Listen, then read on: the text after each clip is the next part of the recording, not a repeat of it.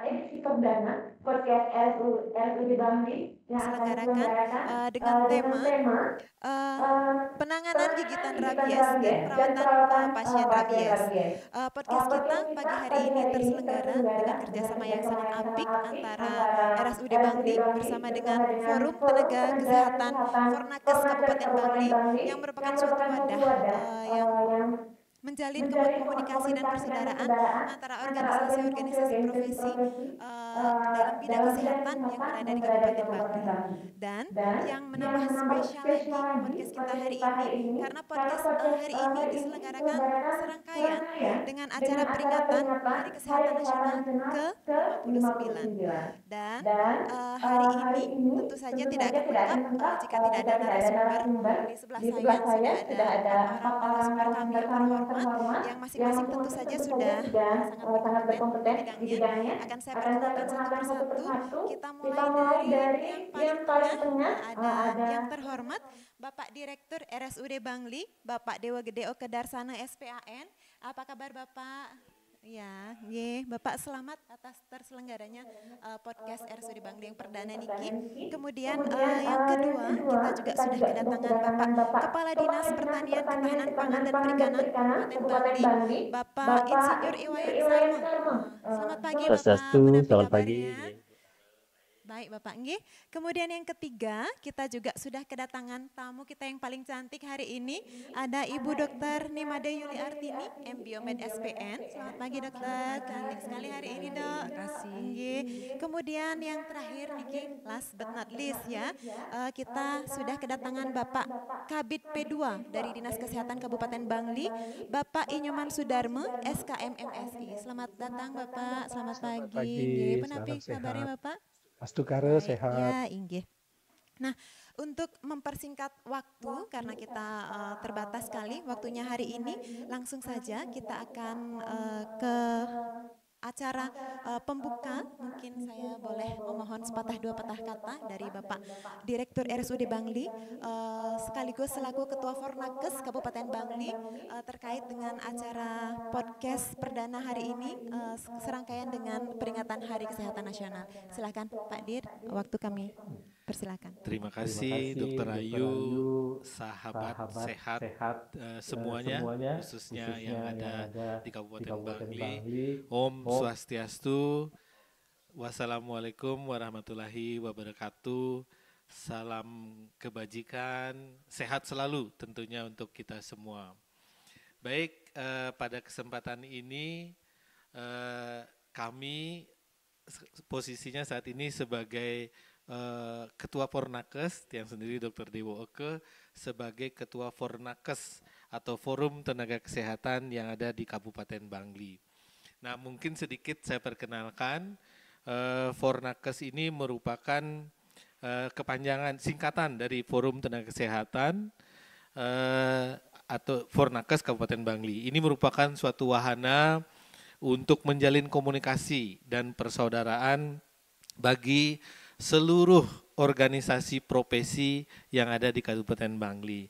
Kami di Bangli ini sudah berdiri tahun 2018, itu ada 15 organisasi profesi yang berkiprah di bidang kesehatan di Kabupaten Bangli. Ada Ikatan Dokter Indonesia, Ikatan Perawat, kemudian bidan, kemudian dokter giginya, ada apotekernya, ada asisten apotekernya, ada ikatan manajemen yang berkecimpung di dunia kesehatan, ada ahli gizinya, ada patelki yang untuk laboratorium, ada perawat gigi, kemudian ada ahli kesehatan lingkungan, ada yang berkiprah di RM, ada Formiki namanya, kemudian ada Pari dan juga ada Ikatan Fisioterapi Indonesia. Itu ada 15 organisasi profesi. Nah, pada kesempatan ini yang baik ini sahabat sehat semua, jadi kami dari Fornakes mengadakan podcast ini dalam rangka memperingati Hari Kesehatan Nasional atau HKN yang ke-59, khususnya yang kita selenggarakan di Kabupaten Bangli. Ini kerjasama tentunya dari Fornakes dan juga dengan RSUD Bangli dan juga dari Dinas Pertanian dan Ketahanan Pangan dan Perikanan dan juga dari Dinas Kesehatan Kabupaten Bangli. Mungkin Nike yang bisa Tiang sampaikan sebagai awal kata dulu, dan kami pada kesempatan ini mengambil tema seperti yang disampaikan oleh Dr. Ayu, bagaimana penanganan terhadap kasus-kasus rabies yang ada di Kabupaten Bangli. Mungkin demikian Dr. Ayu dan sahabat sehat semuanya yang menyaksikan acara ini. Baik, terima kasih sambutannya Bapak Direktur. Langsung saja mungkin kita masuk ke topik kita pagi hari ini. Mungkin pertama saya ke Dokter Yuli dulu ya dokter ya. Sebelum kita bahas lebih jauh nanti mengenai rabies, mengenai vaksinasi dan penanganannya dokter. Mungkin dokter bisa berikan sedikit overview singkat mantan dokter agar sobat sehat kita juga punya sedikit gambaran mengenai apa sih rabies nih sebenarnya dokter. Silakan dok. Ya, makasih Dokter Ayu. Rabies yang dikenal masyarakat sebagai penyakit anjing gila itu adalah penyakit yang disebabkan oleh virus rabies. Jadi virus rabies ini itu biasanya ditularkan dari hewan ke manusia, bisa melalui gigitan ataupun cakaran atau mungkin jilatan tentunya pada kulit atau mukosa yang terbuka. Jadi hewan penular itu hampir 99% kalau di Bali itu anjing ya. Kemudian bisa juga kera, bisa juga kucing. Jadi itu. Kemudian kalau penyakit ini itu biasanya yang diserang itu adalah susunan saraf pusat. Jadi kalau misalnya seseorang tergigit hewan penular rabies, itu kalau seandainya sudah luka, jadi di luka itu virusnya akan ada di sana gitu. Jadi masuk melalui luka atau melalui cakaran atau melalui jilatan pada mukosa atau kulit yang sudah terbuka. Jadi itu biasanya masuk di sana virusnya, kemudian dia akan berkembang biak di daerah luka, kemudian barulah mencapai ke saraf tepi, kemudian menuju ke saraf pusat yang ada di otak, kemudian akan menyebar, barulah menimbulkan keluhan. Jadi keluhannya berbagai macam, Dokter Ayu. Mungkin begitu. Oke, terima kasih penjelasan singkatnya dokter. Kira-kira penyakit rabies niki apa sih bahayanya dokter? Kenapa rabies niki menjadi isu yang penting sekali di masyarakat maupun di pemerintah kita untuk bisa ditanggulangi atau dieradikasi? Kira-kira kenapa dokter? Apa momoknya? Apa bahayanya penyakit rabies niki dok? Mungkin bisa dijelaskan sedikit dokter. Iya, penyakit rabies ini sampai saat ini belum ada terapi yang memuaskan. Jadi belum ada pengobatan yang memuaskan. Jadi sampai saat ini semua kasus rabies pada manusia itu akan diakhiri oleh kematian. Jadi kalau kita bilang angka case fatality rate-nya itu 100%. Ya, jadi hampir semua diakhiri dengan kematian. Jadi penyakit ini sebenarnya sangat-sangat bisa dicegah. Jadi mulai dari hewan penularnya, kemudian tentunya ke manusianya. Kalau memang sudah menjadi terkena gigitan, ya terkena gigitan hewan penular rabies, itu yang paling menjadi momok. Jadi karena apalagi di Bali ini kita tahu ya sangat banyak ada hewan penular rabies, terutama anjing. Ya masing-masing rumah mungkin sudah punya anjing yang banyak. Jadi itu. Oke, berarti begitu seseorang dinyatakan ini positif rabies, sudah pasti akan ujungnya meninggal gitu dokter ya? Ya, sampai saat ini begitu. Mengerikan sekali penyakit niki dok. Apa sih gejala-gejalanya dokter, terutama kalau misalnya ada riwayat terkena gigitan anjing, kucing, atau kelelawar atau monyet seperti ini misalnya, kemudian sekian bulannya lagi, apa sih yang harus diwaspadai oleh penderita atau masyarakat yang terkena gigitan, apa gejala-gejalanya sehingga kita bisa segera mencari bantuan atau membatasi kontak dengan orang yang sudah tergigit, mungkin bisa dijelaskan sedikit dokter. Untuk gejalanya, kalau seseorang sudah terpapar virus rabies, jadi kita mulai dari misalnya ini Dokter Ayu ya, kalau kita luka akibat gigitan hewan penular rabies, itu virus akan masuk ke dalam luka, kemudian dia akan berkembang biak di dalam luka, kemudian masuk ke saraf, kemudian menuju ke otak dan menyebar terutama ke kelenjar air liur, kemudian ke daerah mata, itu terutama lapisan paling luar mata itu kornea, kemudian juga ada ke daerah ginjal, itu yang paling banyak predileksi untuk virusnya. Kemudian barulah akan berkembang menjadi gejala. Jadi gejala itu yang pertama biasanya dari terpapar sampai timbulnya gejala itu memerlukan waktu.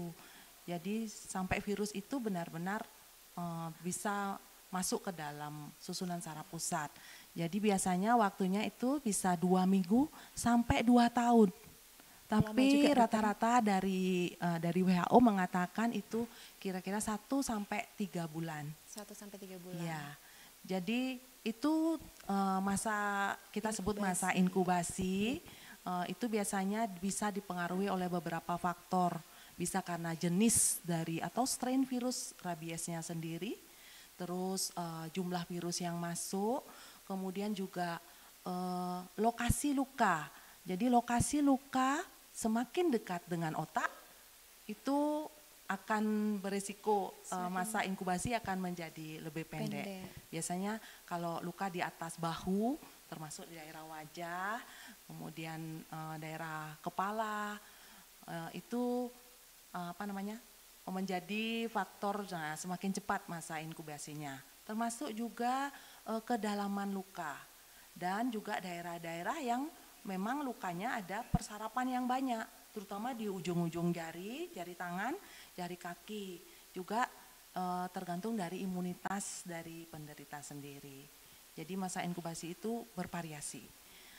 Setelah itu akan bisa saat menimbulkan gejala, itu gejalanya sepertinya tidak khas awalnya ya, itu kita sebut dengan fase prodromal. Jadi gejalanya seperti orang flu ya, badan sakit kepala, seperti orang sakit tenggorokan, badan lemas gitu ya.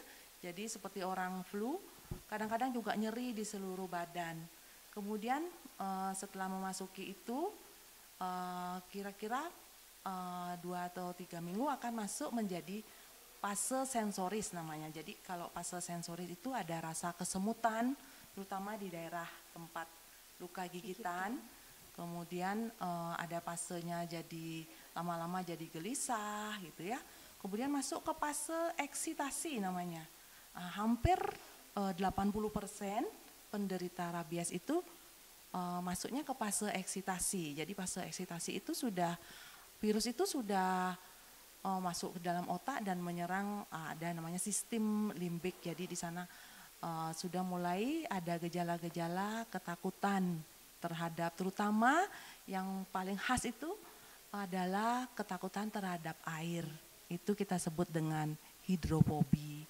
Jadi ada juga ketakutan terhadap udara, jadi aerofobi, dan juga ketakutan terhadap cahaya. Itu khas sekali ditemukan pada penderita rabies.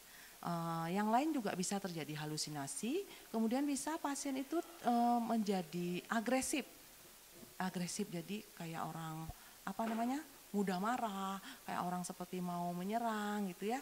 Kemudian bisa terjadi air liur yang berlebihan atau kita sebut hipersalivasi, atau juga air mata atau keringat yang berlebihan. Jadi kalau sudah masuk fase itu, biasanya beberapa hari lagi itu penderita akan meninggal. Ya, meninggalnya karena terjadi kegagalan nafas dan jantung. Jadi tapi itu 80%-nya fase eksitasi, tapi ada sekitar 20-30% itu penderita akan jadi fasenya ada namanya fase paralitik. Jadi penderita itu takut biasanya di ruangan gelap dia akan seperti orang lumpuh. Makanya ini kadang-kadang mengaburkan gejala apakah itu rabies atau tidak. Itu biasanya ada awalnya dari kita juga pernah menemukan pasien itu gejala awalnya seperti penyakit jantung, jadi ada nyeri dada, kemudian ditemukan ada kelainan EKG, tapi ternyata pada akhirnya itu rabies gitu. Jadi ada memang sekian persen yang tipenya tipe paralisis namanya, tapi ujungnya memang semua berakhir dengan kematian. Dokter ya.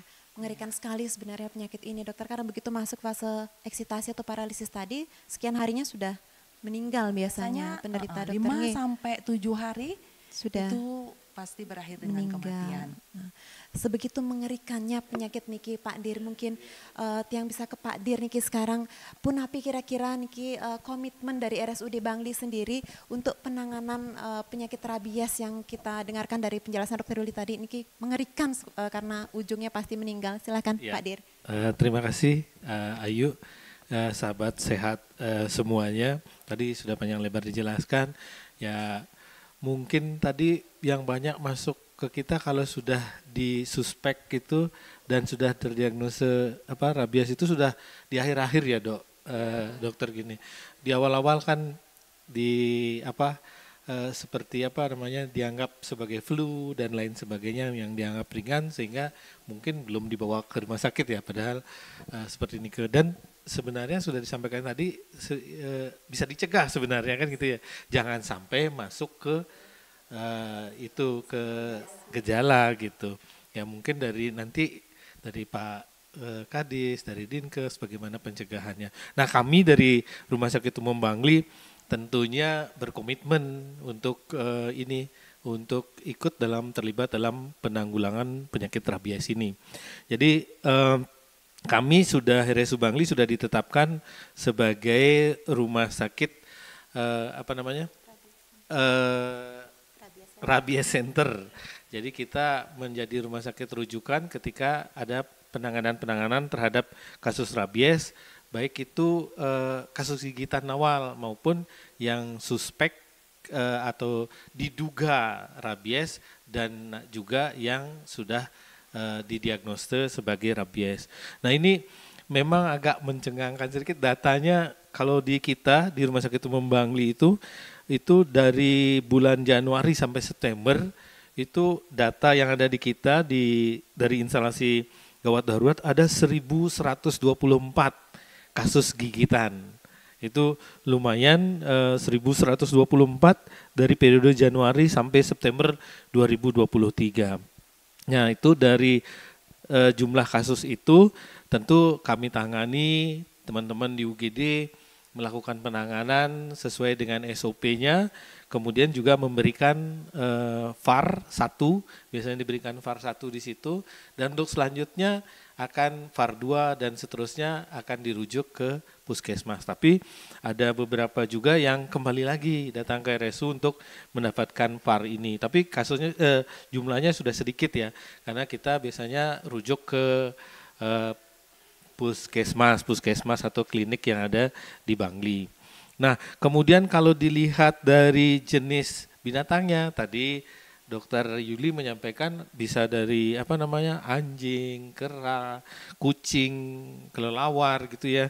Jadi yang masuk ke Rumah Sakit Bangli itu dominan adalah anjing ya, karena kita tahu di masyarakat kita kan banyak ada anjing ya Pak Kades. Kemudian yang kera itu dari Januari sampai September itu cuma 2 kasus saja. Gigitan kucing ada 87. Yang anjing itu hampir 989 kasus itu. Jadi sangat kini sebenarnya kalau misalnya nanti bagaimana pencegahannya, anjingnya ditangani dengan benar, dirawat dengan baik, mungkin ini bisa dicegah juga ya. Nah itu, kemudian jumlah kasus yang dirawat, kasus rabies yang dirawat di tahun 2023 ini ada 1, Ayu dan Sobat Sehat, ada 1 kasus yang dirawat di Rumah Sakit Umum Bangli, dan seperti yang disampaikan oleh Dr. Yuli tadi, itu fatality rate-nya atau angka kematiannya 100% hampir ya Dokter Yuli, dan ini kami sempat rawat selama 3 hari, itu dari tanggal 23 Juli sampai 26 meninggal. Dan itu kasusnya digigit oleh anjingnya sendiri yang ada di rumah. Ya saya yakin ini anjingnya kan tidak divaksin dan lain sebagainya. Kemudian hasil pemeriksaan sampel dari salipannya, hasil PCR-nya itu memang positif rabies di anjingnya itu. Jadi sayang ya, sebenarnya ini bisa, kalau kita bisa berkolaborasi mencegah, jadi masyarakat juga aware terhadap anjingnya, penanganan awal bagus, mendapatkan VAR dan lain sebagainya, mungkin bisa dicegah ya, Dokter Yuli. Mungkin gitu Ayu ya, dan sahabat sehat semua, kami tetap berkomitmen untuk melakukan penanganan baik terhadap kasus gigitan, memberikan vaksin, dan juga terhadap kasus-kasus yang diduga maupun yang positif rabies semaksimal yang kita bisa lakukan. Demikian, terima kasih penjelasannya Pak Dir. Nah, sebelum kita beralih ke kasus di hewannya, nanti Tiang akan ke Pak Kadis. Sebelumnya mungkin Tiang bisa ke Pak Kabid dulu dari Dinas Kesehatan. Tadi Pak Dir kan sudah banyak menjelaskan mengenai kasus yang kita terima di rumah sakit, entah ini baru kasus gigitannya atau sudah kasus yang suspek atau bahkan yang sudah positif nih Pak Kabid nih.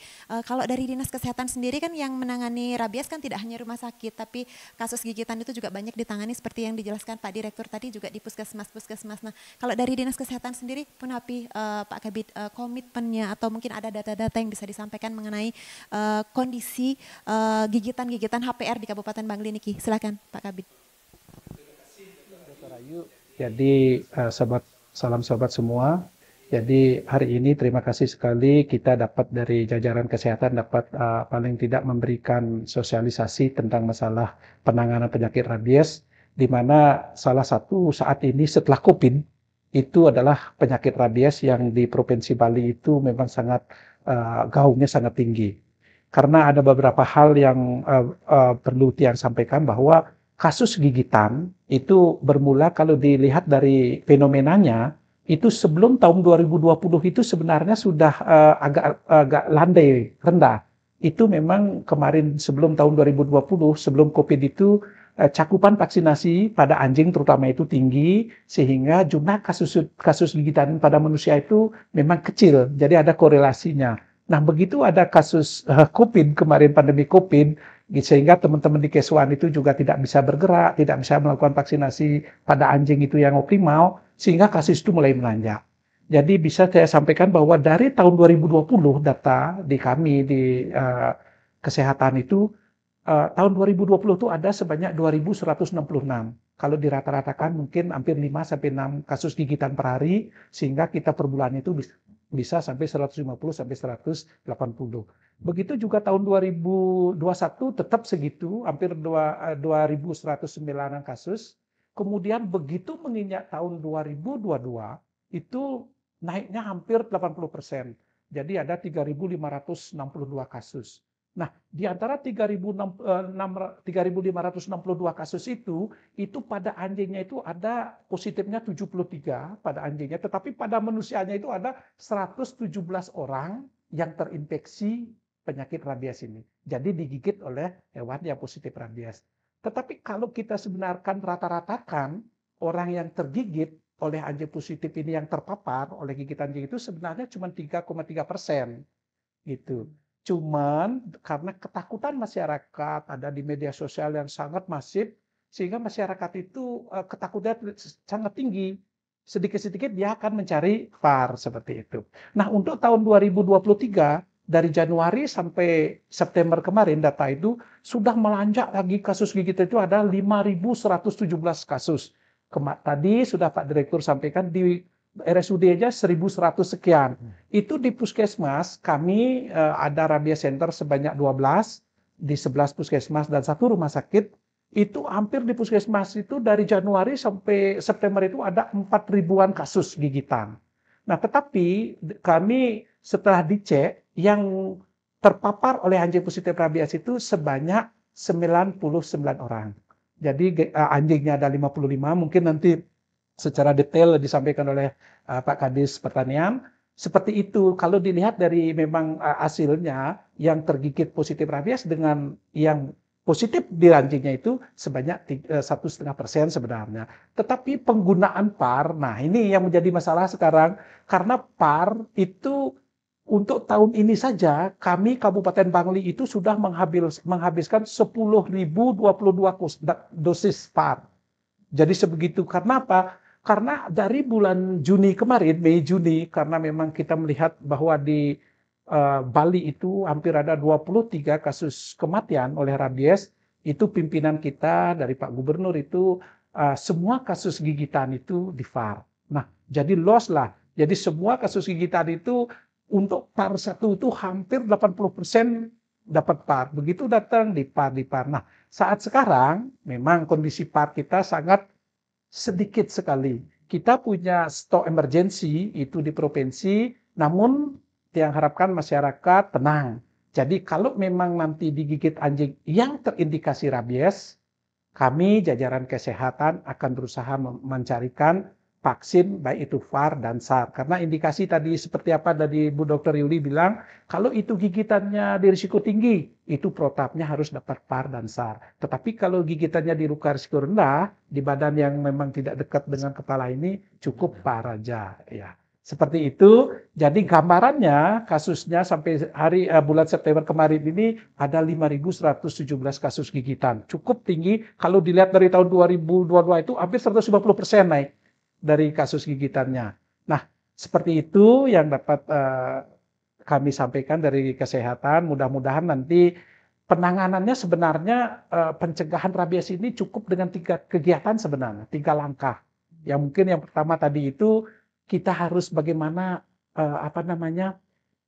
memelihara anjing itu dengan bagus itu. Itu pencegahan rabies tadi keseluruhannya. Vaksinlah anjing, kemudian kalau sudah divaksin anjing itu jangan sekali-sekali kita itu saat ini itu bermain dengan HPR, hewan penular rabies, baik itu kesayangan, itu harus hati-hati sekali. Kalau bisa janganlah dulu main-main dengan anjing, kucing, kera. Nah, seperti tadi terakhirnya itu, kalau memang sudah digigit, itu perlu penanganan luka. Yang pertama harus dicuci lukanya karena Bu Dokter tadi sampaikan bahwa virus itu sudah tersubung dari lipid lemak. Jadi itu bisa luruh, dia bisa mati pakai sabun dengan air mengalir 15 menit. Kalau sudah itu biasanya virusnya itu mati. Kalau dalam sekali, kalau sudah dicuci luka 15 menit, itu hampir 80% virusnya mati. Kemudian dikasih antiseptik, kemudian datanglah ke fasilitas kesehatan. Nanti begitu di fasilitas kesehatan baik rumah sakit maupun puskesmas, di sana akan di KIE. Apakah ini terindikasi untuk mendapatkan pelayanan PAR atau tidak? Karena kami saat ini itu sudah terbentuk WA Takgit namanya, Tata Laksana Kasus Gigitan. Kami Dinas Kesehatan bersama Rumah Sakit, bersama Dinas Pertanian, itu setiap ada kasus gigitan, baik yang duluannya berkunjung ke puskesmas atau ke rumah sakit, ataupun ke Dinas Pertanian, siapapun yang menemukan itu akan diupload di WA, sehingga kami, jajaran kami di puskesmas dan poskeswannya itu akan melakukan PE ke lapangan untuk memantau anjing yang menggigit itu seperti apa. Apakah sudah divaksin, ataukah memang itu anjing liar, atau paling tidak nanti setidak-tidaknya kalau kasus gigitannya itu adalah resti, itu sedapat mungkin diambil sampelnya untuk penanganannya lebih tepat. Nah, mungkin itu yang dapat kami sampaikan. Terima kasih. Nanti mungkin ada sharing atau pertanyaan. Terima kasih. Dari Pak Kabit tadi kita dengar ada 5.000 kasus gigitan, kemudian harus mengeluarkan 10.000 VAR, itu kan angka yang sangat tinggi. Yang mungkin ke Pak Kadis, kalau dari kita kan tadi sudah bicara di kasus gigitannya pada manusia. Kalau pada kasus di HPR-nya sendiri pun Pak Kadis mungkin bisa dijelaskan sedikit.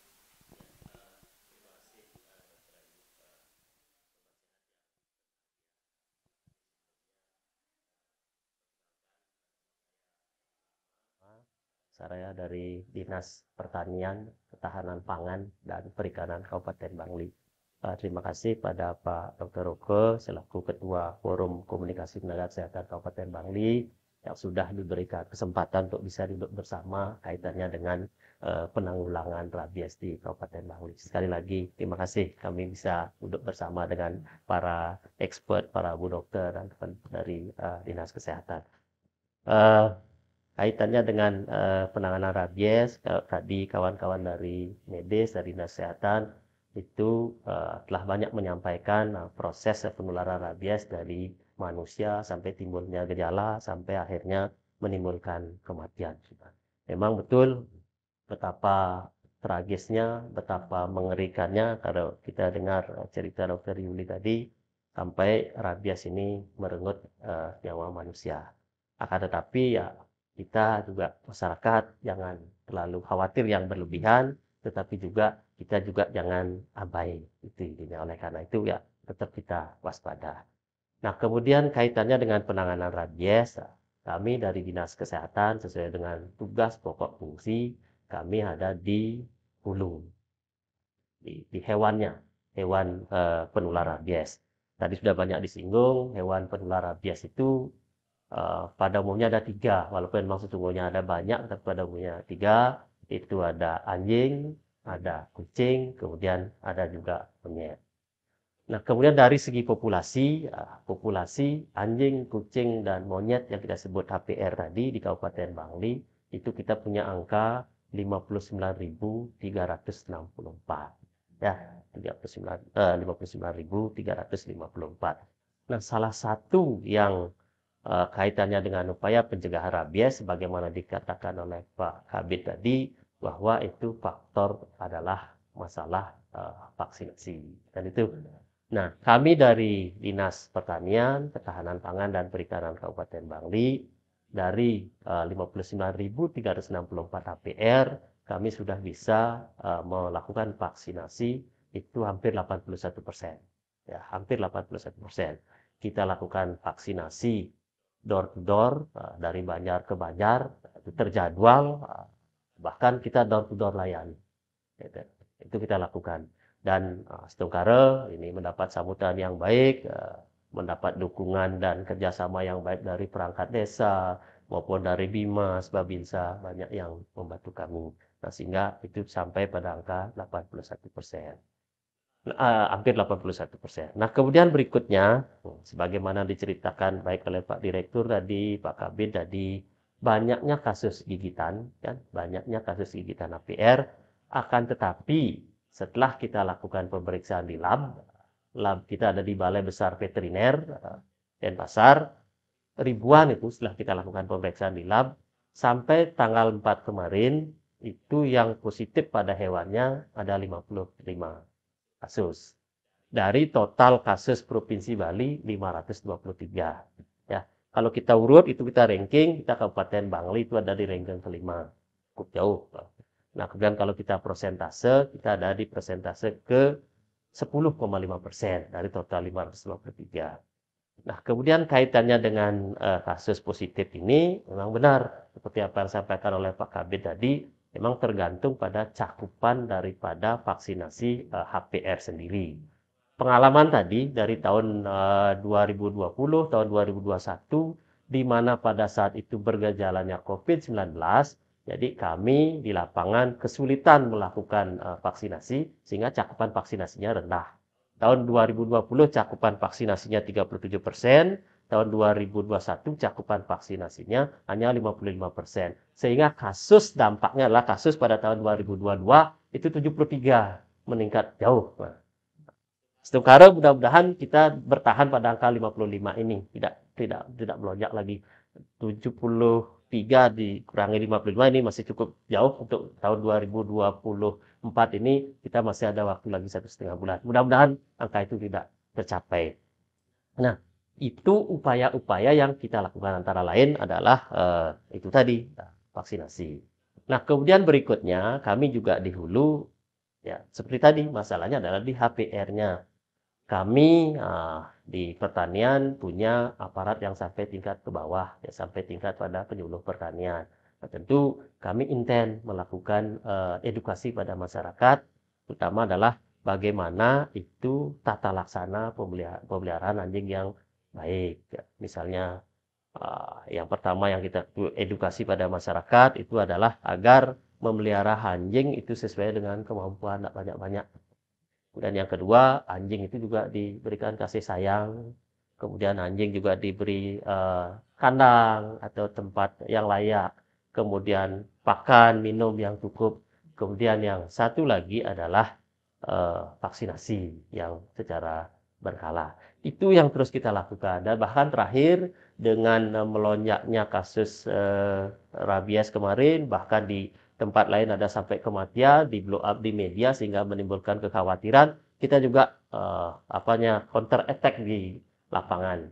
Nah, kita kerjasama dengan mahasiswa KKN kemarin kebetulan di 72 desa kelurahan dari Juli sampai Agustus kemarin, selama 1,5 bulan dari pertengahan Juni sampai Agustus kemarin, itu ada 55 mahasiswa KKN dari 3 universitas. Itu kita ajak kerjasama dalam rangka melakukan edukasi kepada masyarakat. Oleh karena itu, salah satu media komunikasi atau media luar ruang yang kita buat ada baliho-baliho besar terhadap bagaimana cara penanggulangan rabies, termasuk juga kita cantumkan nomor-nomor kontak yang apabila masyarakat mengalami kasus gigitan atau lain-lain sebagainya kaitannya dengan rabies, sehingga lebih cepat mendapat penanganan. Nah, oleh karena itu juga tentu bagi kami, bagi rekan kita di Dinas Kesehatan ini menjadi sibuk karena begitu nama kita terpampang, nomor telepon kita terpampang, ini cukup sibuk juga melayani konsultasi dari masyarakat. Tapi itu kami nikmati sebagai satu pelayanan. Mudah-mudahan atas dukungan kita ke depan, ini upaya penanganan rabies ini berhasil, dan memang akhir-akhir ini kita nilai memang sudah cukup melandai lah. Sudah cukup melandai kasus positifnya dibandingkan ketika dari bulan April sampai Juli kemarin. Itu sangat tajam sekali. Yang apalagi ditambah dengan kasus-kasus kematian di luar daerah yang di blow up oleh media membuat kekhawatiran banyak pihak. Nah, ini barangkali beberapa hal yang bisa kami sampaikan kaitannya dengan tugas fungsi kami di hulu. Terima kasih. Baik, Pak Kadis, tadi disampaikan sebenarnya untuk penanggulangan di HPR-nya sendiri kan disarankan masyarakat sebaiknya mengandangi hewan peliharaannya gitu. Tapi pada kenyataannya di masyarakat kan masih banyak sekali terutama anjing yang diliarkan yang tidak hanya membawa risiko gigitan atau rabies, tapi juga kadang-kadang juga menimbulkan kecelakaan di jalan seperti ini. Karena penapi kiat-kiatnya kira-kira kalau dari dinas dari Pak Kadis atau dari dinasnya untuk menangani hewan-hewan yang liar niki, apakah ada kemungkinan dieliminasi hewan-hewan yang liar niki atau penapi, mungkin bisa dijelaskan sedikit Pak Kadis? Jadi yang menjadi permasalahan kami adalah APR terutama anjing-anjing yang liar, karena memang kami mengira sepanjang anjing ini bukan hewan konsumsi akan selamanya ada anjing-anjing liar. Karena anjing yang kelahirannya tidak diinginkan, mereka biasanya kalau mau dibunuh mereka juga sayang, maka mereka dibuang di tempat-tempat sunyi di pasar, sehingga di pasar tuh selalu kami menerima keluhan di pasar, di tempat-tempat umum itu selalu kita mendapatkan keluhan untuk mendapatkan atensi dari masyarakat untuk dilakukan eliminasi. Nah, kan tetapi cuman kita lakukan secara selektif dan terarah. Selektif artinya pada HPR yang diperkirakan, dicurigai telah kontak dengan HPR yang positif. Itu yang kita lakukan eliminasi. Tetapi kalau bukan itu, ya ini adalah persoalan tadi adalah persoalan makhluk hidup yang punya hak untuk hidup. Karena dulu pernah dilakukan oleh pihak lain, kita pun pernah melakukan itu, banyak diprotes oleh komunitas-komunitas penyayang binatang. Nah, ini yang menjadi kesulitan bagi kita. Kan tetapi kita lakukan eliminasi sesuai dengan SOP. Apabila itu memang kita curigai positif, tentu kita lebih sayang nyawa manusia daripada hewan. Itu kita lakukan eliminasi. Kemudian dari yang dicurigai positif ini kontak dengan HPR lainnya, ya tentu juga kita lakukan eliminasi. Inilah yang kita maksudkan dengan eliminasi secara selektif dan terarah. Nah, kan halnya kalau anjing liar yang banyak mengganggu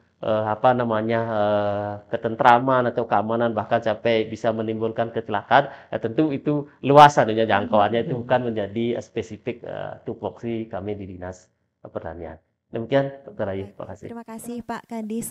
Sebelumnya, Sobat Sehat, mungkin saya out of topic sedikit ini karena siang hari ini podcast kita tentu saja terselenggara berkat adanya support atau sponsor dari Kopi Lingsir yang sudah ada di depan kita. Ini kopi karya masyarakat Bangli asli. Mungkin silakan Bapak Ibu bisa dinikmati kopinya. Terima kasih kepada kopi.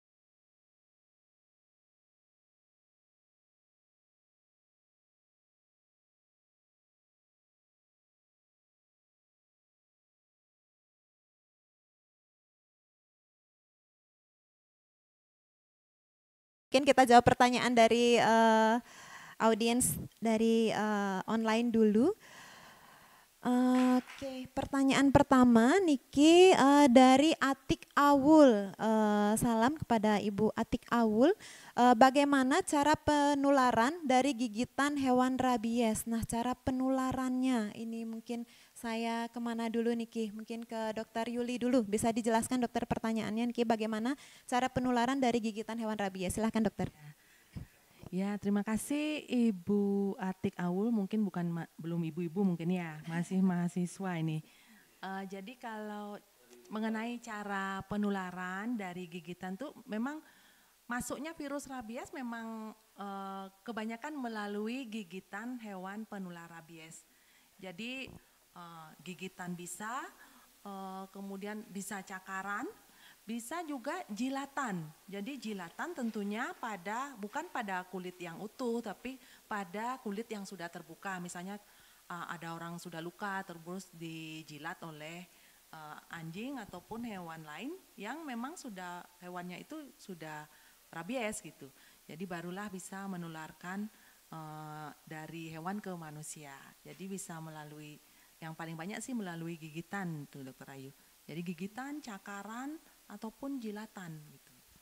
Jadi cakaran juga bisa menularkan dokternya, jadi tidak harus dari gigitan yang selama ini mungkin yang kita banyak tahu itu dari air liurnya gitu, tapi cakaran juga beresiko dokter ya. Kalau cakaran kan kita mungkin bisa lihat kalau anjing tuh sering menjilat kukunya gitu ya, menjilat kakinya, jadi kucing pun juga sering menjilat ya kakinya, jadi itu kalau air liurnya ada di kaki terus kita kena cakaran, kemungkinan bisa menyebabkan penularan. Oke, berarti cakaran pun harus kita tangani sesuai dengan protap penanganan gigitan HPR. Iya. Dokter, baik. Terima kasih penjelasannya dokter. Kemudian ini dari Dwi Sawitri, kita ada pertanyaan berikutnya. Selamat pagi Ibu dan Bapak, perkenalkan saya Dwi Sawitri, mahasiswa dari Poltekkes Kemenkes Denpasar. Mohon izin bertanya, apakah semua gigitan HPR itu harus selalu mendapatkan vaksin anti rabies? Nah, Niki mungkin dari Pak Kabid bisa dijelaskan sedikit, silakan Pak Kabid. Terima kasih Bu Dwi Sawitri. Jadi pertanyaannya bagus sekali. Apakah semua gigitan itu harus mendapatkan vaksin anti rabies? Nah, di sini bisa saya jelaskan bahwa tidak semua kasus gigitan itu harus mendapatkan vaksin anti rabies. Jadi gigitan-gigitan kalau memang digigit itu karena gigitan provokasi, kemudian karena diajak bermain, kemudian terinjak, itu tidak perlu mendapatkan vaksin anti rabies sepanjang. Nah, ini pertama. Kalau kita tergigit, itu harus seperti protapnya adalah cuci luka dengan sabun 15 menit. Gigitan apapun itu harus dicuci luka. Baik tadi seperti Bu Dr. Yuli bilang, apakah ada cakaran atau jilatan atau gigitan, protapnya harus kita cuci luka. Setelah dicuci luka, kemudian itu perlu pemeriksaan HPR. Nah, pemeriksaan itu bisa dilakukan pemeriksaan sampel ataupun seperti tadi itu adalah observasi HPR-nya. Contoh, kalau umpamanya kita punya HPR, baik itu anjing, kucing, apapun itu sebangsanya di rumah, itu apalagi peliharaan, kalau seperti tadi pencegahannya itu dilakukan rutin vaksinasi pada HPR-nya itu, nah gigitan ini itu kita bisa lihat apakah ini karena memang terprovokasi atau memang dia gigit itu karena galak.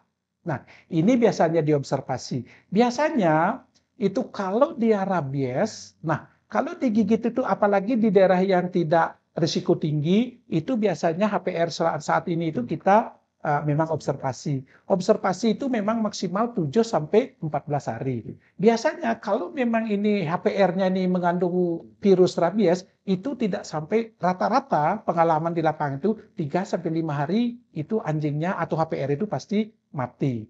Nah, mati itu biasanya kita lakukan pemeriksaan lab. Kalau memang sampel pemeriksaan ini positif, itu baru kita kasih vaksin anti rabies ataupun serum anti rabies sesuai indikasi. Tetapi kalau memang lukanya itu di daerah risiko tinggi, yang seperti tadi itu, kalau masa inkubasi daerah risiko tinggi itu cepat ke saraf pusat, itu akan menimbulkan cepat kematian. Itu biasanya teman-teman kami, baik itu di Keswan yang melakukan PE ke lapangan itu, akan meminta HPR-nya ini untuk diperiksa sehingga kita di fasilitas kesehatan lebih cepat dalam penanganannya. Apakah ini perlu VAR atau SAR? Kalau dia negatif, hasilnya itu tidak perlu.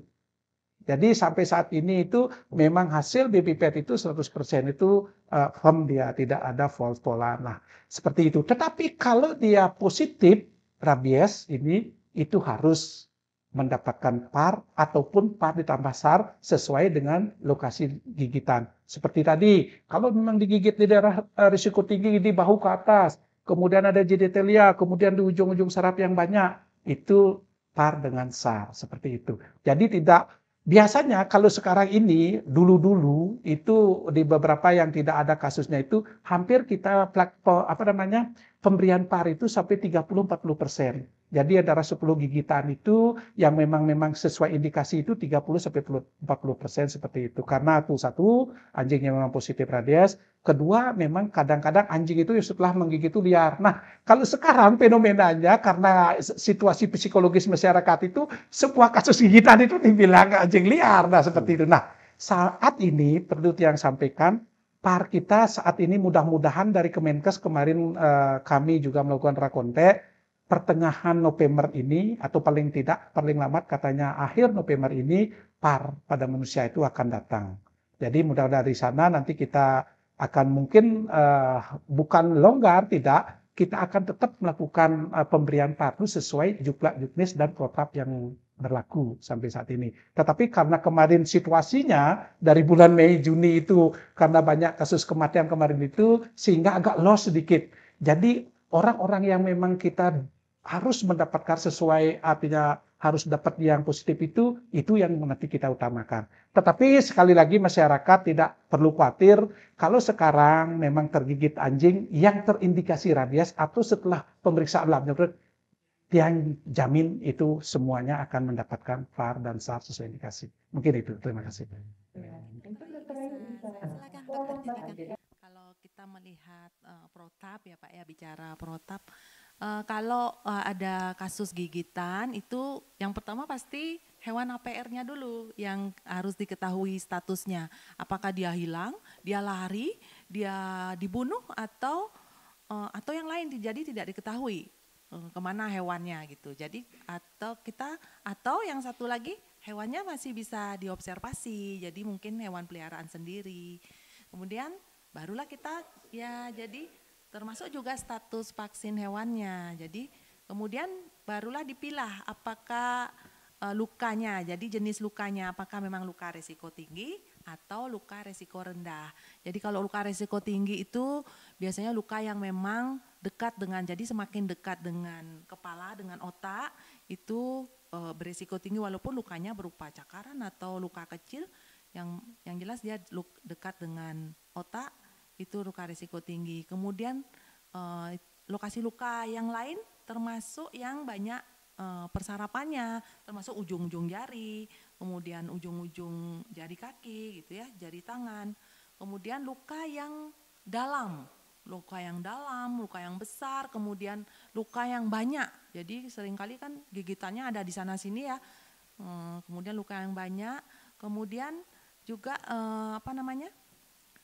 luka yang memang terindikasi kotor gitu. Jadi perlu dilakukan pemberian yang double termasuk SAR dan VAR tadi. Kemudian kalau dia luka resiko rendah, anjingnya juga menghilang, anjing liar, makanya seperti Pak Kabid bilang aja ya anjingnya hilang gitu ya, anjingnya ini padahal anjing sendiri. Jadi kadang kita kalau anjingnya liar kita kan nggak tahu status anjingnya akhirnya. Kalau itu ya harus diberikan VAR.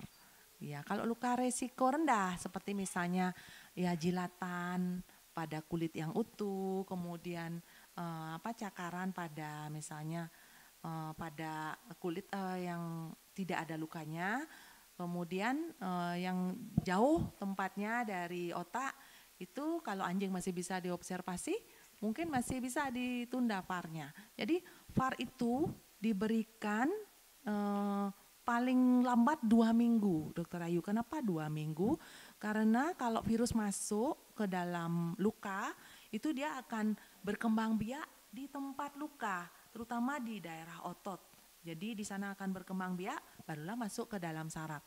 Makanya pemberian vaksin pada hari ke-0, itu 2 dosis, itu harus diberikan untuk mencegah virus itu tidak berkembang biak. Jadi tidak berkembang biak dan mereka tidak sempat masuk ke dalam susunan saraf. Jadi kalau di sana kita sudah sambil menunggu antibodi di dalam tubuh itu tumbuh, jadi virus itu masih di sana di tempat luka. Jadi kesempatan untuk masuk itu kita cegah.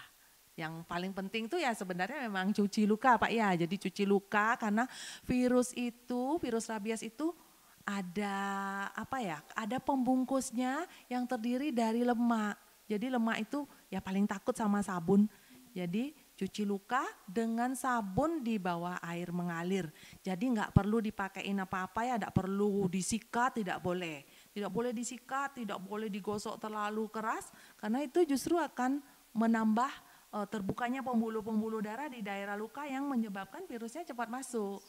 Jadi dipakai sabun di bawah air mengalir 15 menit itu dikatakan efektif membunuh virus sampai 99%. Jadi sesegera mungkin dilakukan pencucian luka, itu yang paling penting. Jadi kita bisa mencegah jumlah virus yang masuk ke dalam tubuh itu. Gitu.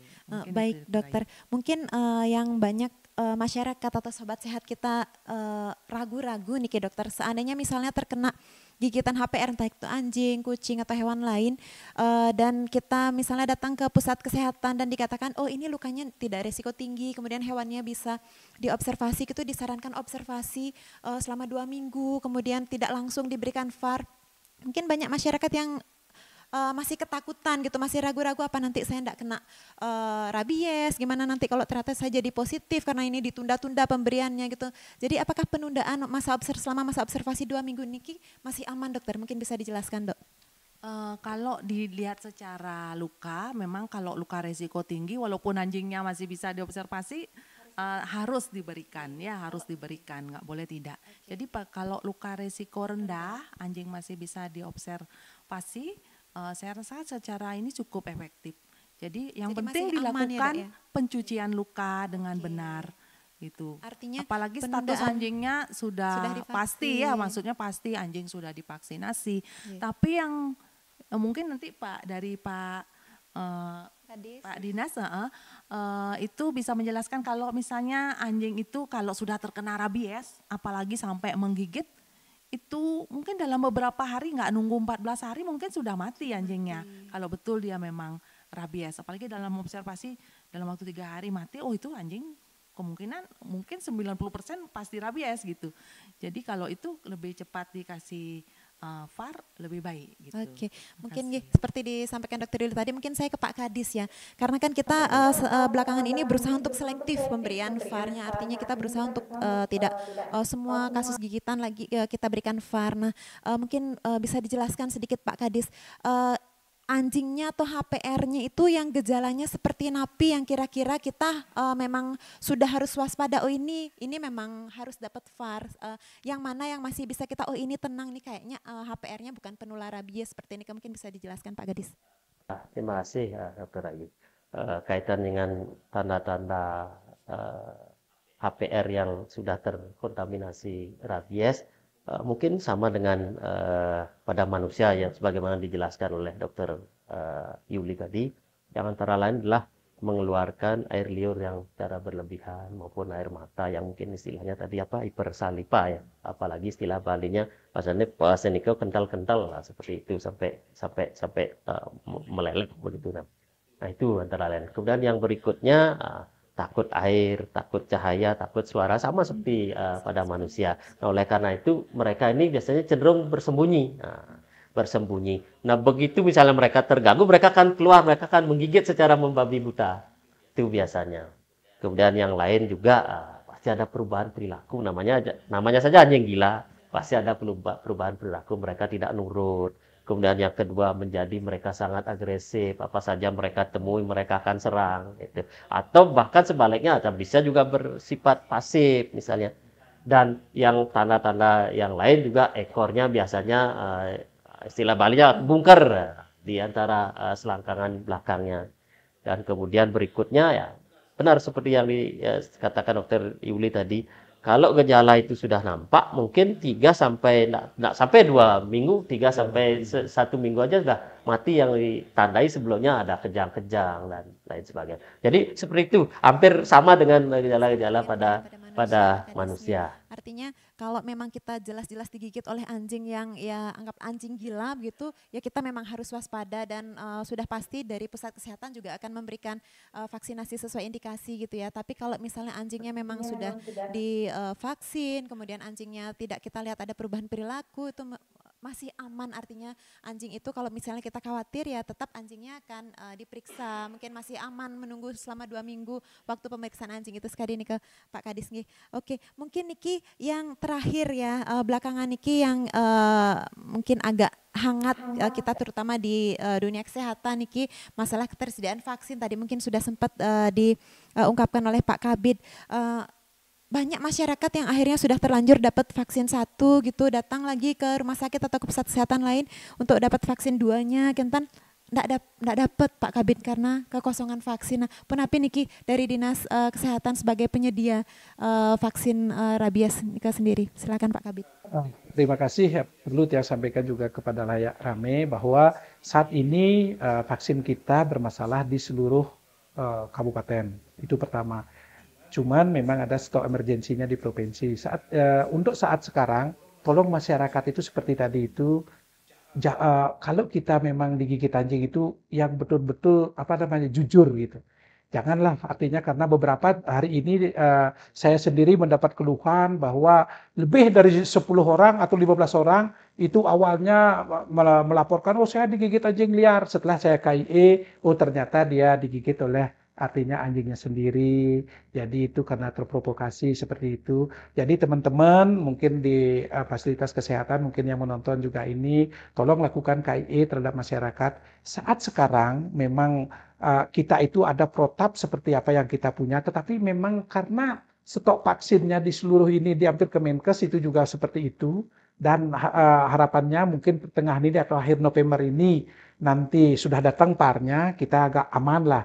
Kalau memang artinya kejujuran masyarakat, kalau memang digigit oleh anjing yang artinya bisa masih diobservasi, lakukan observasi, artinya anjing apalagi seperti tadi sudah rutin vaksinasi, apalagi digigit itu karena anjingnya memang suka bermain dia, seperti itu tidak perlu, jadi cuci luka yang penting pertama, tetapi tetap observasi. Tetapi kalau memang ragu, nah karena ketakutan, itu baik itu anjing tetangga atau anjing sendiri, kalau memang saya harus mendapatkan PAR karena psikologis gini, mari kita periksa sampel anjingnya.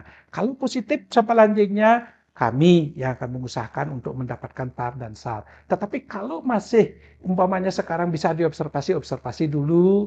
Nah, begitulah keadaannya sekarang. Mudah-mudahan ini tidak terlalu lama, PAR nanti datang sehingga kita bisa menjalani protap yang lebih longgar sedikit. Saat ini sekarang memang betul-betul protap itu sangat-sangat ketat.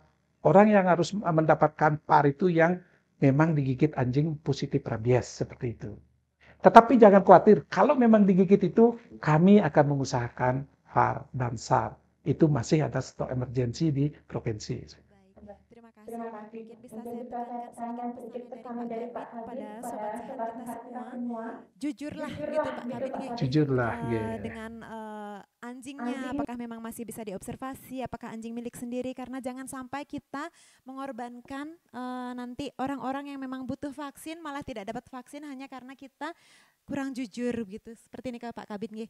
Baik, menarik sekali diskusi kita hari ini. Terima kasih kepada narasumber saya semua, Pak Dir, Pak Kadis, Pak Kabid dan juga Bu Dokter. Cuman memang waktunya sangat terbatas dan mudah-mudahan diskusi kita pada pagi hari ini bisa memberikan sedikit gambaran kepada sobat sehat semua mengenai rabies, penanganan luka gigitan maupun penanganan pasien rabies itu sendiri. terakhir, mungkin kami mohon maaf apabila masih ada kekurangan atau kesalahan dalam podcast ini, dan mungkin ada sedikit closing statement nih Kia. Bangli bisa, anjing sehat, keluarga selamat. Stop Rabies 2030. Dan terakhir, naik Agya beli pahat, beli ayam pakai sandal. Semoga berbahagia Sobat Sehat semua. Selamat Hari Kesehatan Nasional. Terima kasih, sampai jumpa.